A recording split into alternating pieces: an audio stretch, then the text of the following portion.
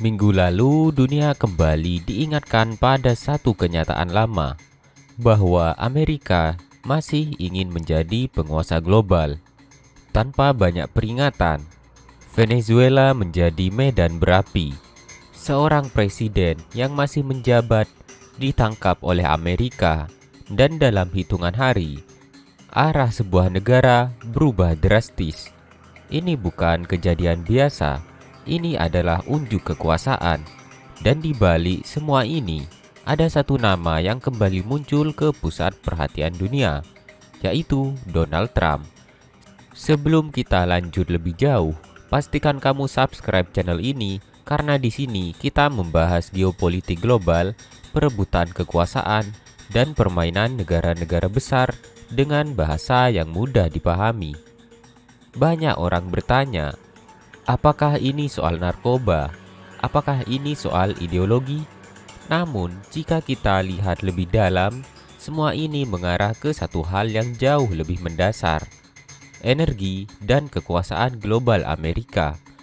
Lalu, pertanyaannya sekarang, apa sebenarnya yang diinginkan Donald Trump dari Venezuela? Dan apakah langkah ini benar-benar akan membuat Donald Trump berhasil? Venezuela bukan negara biasa.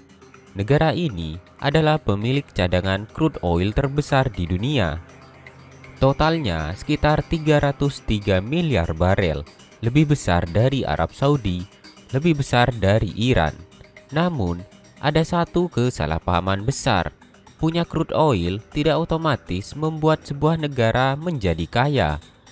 Karena masalah Venezuela bukan jumlah minyaknya, tetapi pada kemampuannya untuk mengolah dan memproduksi serta menjualnya. Sebagian besar crude oil Venezuela sangat kental dan sulit diolah. Butuh teknologi khusus, kilang khusus, dan investasi besar. Selama bertahun-tahun, Venezuela dilanda sanksi internasional, salah kelola, dan minim investasi. Akibatnya, produksi crude oil terus jatuh.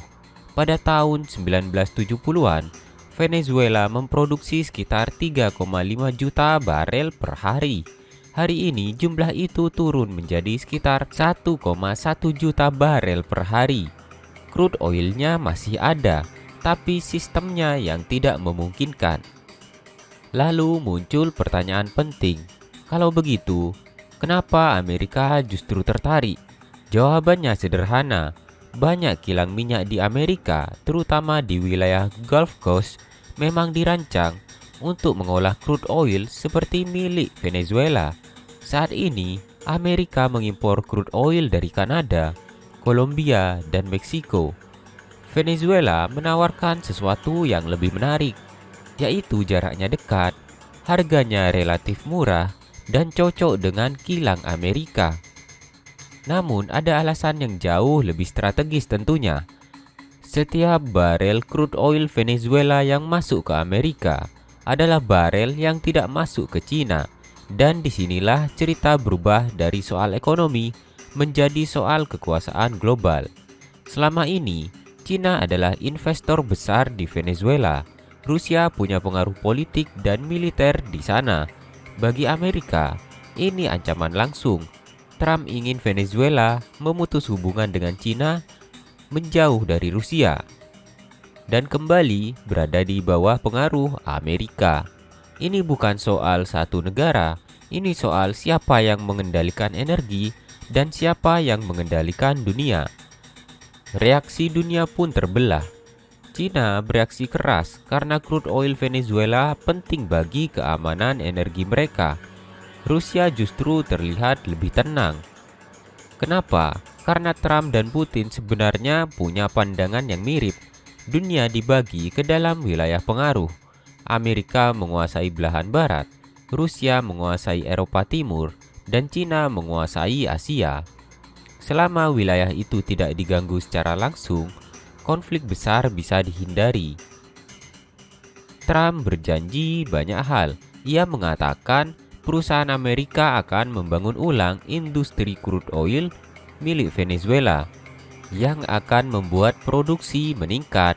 Minyak akan mengalir ke Amerika. Namun, para analis tidak seoptimis itu. Membangun ulang industri energi Venezuela butuh puluhan miliar dolar dan waktu bertahun-tahun.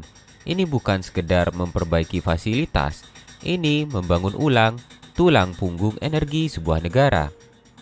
Dalam jangka pendek, dampak ke harga minyak dunia relatif kecil.